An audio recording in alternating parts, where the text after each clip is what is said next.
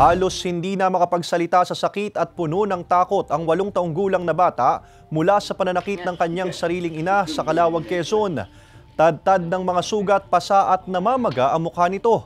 Ayon sa DSWD Calawag, siya raw ang napagbubuntunan ng kanyang ina sa tuwing nag-aaway ang kanyang mga magulang at hindi raw ito ang unang pagkakataon ng pananakit. Parehong miyembro ng Citizen Armed Force Geographical Unit o CAFGU ang mga magulang ng bata, kaya nakatira ito sa kampo ng CAFGU. Kaagad namang nagsagawa ng investigasyon ng 85th Infantry Battalion ng Philippine Army na nakakasakop sa patrol base kung saan naka-assign ang babaeng CAFGU.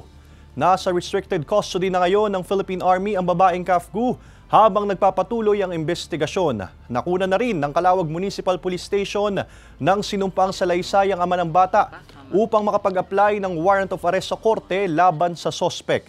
Nasa pangangalaga ng kanyang lola ang bata, nasasailalim pa sa mga pagsusuri upang mas matiyak na nasa maayos na ang kondisyon nito. Tumanggi nang magbigay ng pahayag ang mga magulang at lola ng bata.